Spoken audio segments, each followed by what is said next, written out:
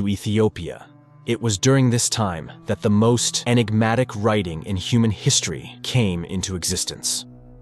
10 scholars of that era, each with different levels of understanding of our reality, came together to record their knowledge in the form of a book. If these manuscripts had become public knowledge, it would have led to the downfall of the Roman Empire and a completely different course for our world. The mission of the 10th Legion was to intercept these scrolls and deliver them to Rome. However, everything did not go as planned. Several people in a cave are looking at a man. He has regained consciousness after being wounded. One of those present requests permission to examine his wound, and the injured man asks, where has he seen this doctor before? And he receives a strange answer, perhaps in past lives. The night passes. The wounded man, after resting, exits the cave. Roman soldiers greet him by the name of Maximus. He enters a tent and sits in front of a military leader. On the table, there are several objects, but the man looks at them with a puzzled expression. Pages with unreadable script are spread out before him. Suddenly, scenes from different time periods flash before his eyes. The military leader addresses the man and says that, according to the doctor, his memory will soon return to him. He is Legate Maximus, leading the 10th Legion of the Roman Empire. He warned Maximus that something was amiss with his scroll and Caesar wouldn't have sent an entire legion just for nothing. It should not have been taken along. It would have been better to destroy it on the spot. A soldier who entered reports that a rebellion has erupted in Jerusalem. The military leader says that it's not safe to stay here, but they need orders. They will only obey Maximus.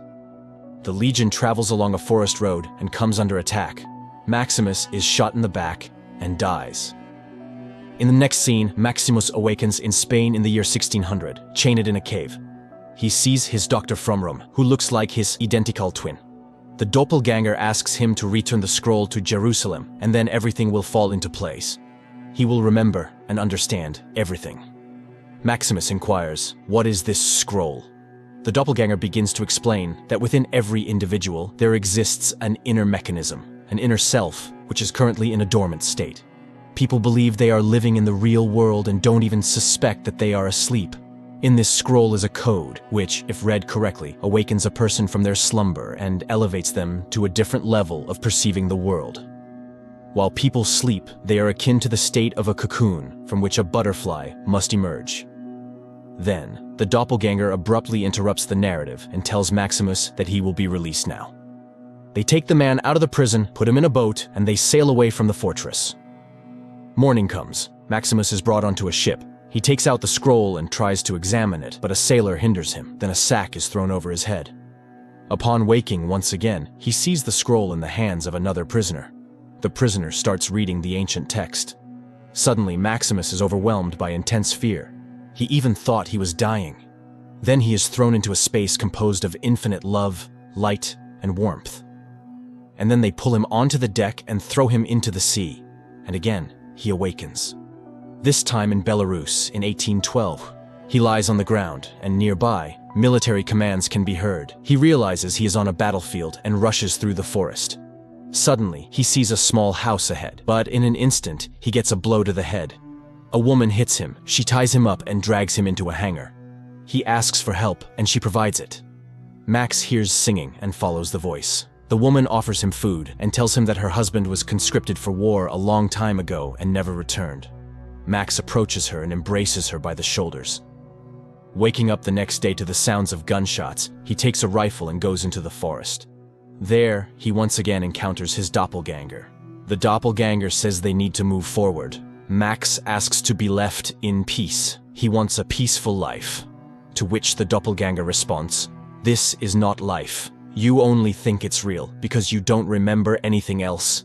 You love this woman, but what exactly do you love about her? Her young and beautiful body. That body is just a temporary vestment, like clothing you change often. So who do you love, Max?" The doppelganger continues, "Unfortunate people, they only live for the sensations of their own bodies and spend their entire lives tending to it." It's as if Max got a dog, and all his thoughts were only about the dog. He cared for it, fed it, and forgot about himself. And then, he even began to identify himself with that dog. The body is not him, it's just the dog. Max shoots and asks the doppelganger to disappear from his life. Time passes, a child is born to the couple, and he lives a happy, simple life. But returning home one day, he finds his wife murdered and a scroll on the table. In despair, he grabs an axe and tries to destroy the accursed manuscript. The next time, Maximus wakes up in the Wild West. He is a cowboy and dies at the hands of an Indian. In the next life, he becomes a soldier in the colonial army in the jungle and dies from a poisoned arrow. Then, he is a German soldier who dies from enemy bullets in a ruined city. But before his death, he desperately shouts that he agrees to deliver the scroll to Jerusalem, and Max regains consciousness in the basement of an old house in Russia in 1917. He goes to an audience at the palace, where he meets his doppelganger. The doppelganger says he's glad that Maximus agreed to deliver the scroll to Jerusalem. Then he starts a cinematograph. Maximus sees all his past lives and deaths. Maximus is overwhelmed by a sense of horror at what he sees. The doppelganger explains that it's just a film, a screen, a fabric, a reflection, a movie. Only back then, it was real for him, and now he's looking at the lives he lived from the outside. Furthermore, what's happening to him now is also a film. Can he still not understand? To which Maximus asks, what is he supposed to understand? The doppelganger continues, it's a film, and Maximus must play his role correctly. Then it will be a good film, a good life, and the director will be satisfied. A person goes through thousands of lives. He lives them. In one life, he's a king, in another, a slave, in the next, a noble knight, and then a terrible killer. The entire universe is hidden within a person. He laughs and cries, gains and loses. You have to live life to the fullest. That's the only way a person can evolve to a new level. And then there will be a game with him. And at that point, it no longer matters whether you're a hero or a villain. Max asks, who is him? Their conversation is interrupted by someone who enters and reports that a revolution has started. Gunshots can be heard outside, and they're breaking down the door, but Max manages to escape. Outside the door, he sees a long corridor and hears a German march. Then he sees himself in the uniform of a Nazi officer, marching in front of a line of Jews. He returns to the room and sees his doppelganger again, who says that in 20 minutes, a messenger will come for him. The one who created this entire film, the entire world. The doppelganger says he has come to help him, but Maximus doesn't believe him and shoots the doppelganger. Then he takes the scroll in his hands and sets it on fire. And once again, awakening in another life and a new role, Max finds himself bound, sitting in a chair. A doctor enters the room. When Max asks who he is, the man tells him to rest. They lead him through the corridors of a psychiatric clinic. Around him are mentally unstable people he encountered in his past lives. Max recognizes them and can't understand. What was it? Maybe he's truly insane? The doctor explains that these are the consequences of treatment. Everything will soon return to normal. He was brought here 6 months ago with acute psychosis. Max claimed he needed to find a scroll called the Zohar and return it to Jerusalem. The doctor hands him a diary where he recorded everything Max had said about his past lives and tells him that the hallucinations will pass soon and he'll be able to live as he did before. Max looks through the pages and asks, "Who am I?" The doctor replies his name is Max. He was born in 1968. He works as an engineer. He has a daughter and a wife. Then, the doctor explains that they invented the doppelganger. It's a method of therapy. An image is introduced into the patient's consciousness to help them cope with stress. But now, it's no longer necessary. Welcome to real life. Max's pregnant wife visits him, the same one who appeared in his dreams. The doctor told her that he has shown very good progress and he will be discharged soon. One day, the patients in the psychiatric clinic gather around the TV to watch the news. The host asks questions to a professor who talks about his near-death experience. He says he felt an infinite sense of love, and Max remembers his own feelings while reading the manuscript in one of his past lives. A year later, Max is getting ready to be discharged. He thanks the doctor and says it feels like he's been reborn. On the day of his release from the clinic, Max wakes up and sees his doppelganger again. The doppelganger says he heard that Max is being discharged. The man attacks him in a fit of rage. The other patients cheer. But suddenly, Max sees that there's no one around. He rushes to escape. The man runs to the seashore. He's completely alone. Then Max decides to return to the clinic and sees his doppelganger again. The doppelganger invites him to sit down and pour some vodka. Max tries to prove to the doppelganger that he's just a hallucination and exists only in his mind. The doppelganger laughs and asks, "Did the doctor tell you that?" Max asks, "Where did everyone disappear to?" To which the doppelganger responds that he has nothing and no one, no family, no wife. He made it all up. Max asks the doppelganger to tell him who he is. The doppelganger explains that when Rome ruled Judea, two worlds, two worldviews, two philosophies collided: Rome and Jerusalem. Max led a legion whose task was to find and destroy the Zohar scrolls. These scrolls contradicted the Roman doctrine based on the material development of humanity. The scrolls described a different path, which posed a threat to the development of Rome. Fortunately, the Zohar scrolls were moved to a safe place. Max only managed to intercept one of several scrolls. He knew that the scroll possessed hidden power and attempted to use it for his own interests, which caused him to lose his memory.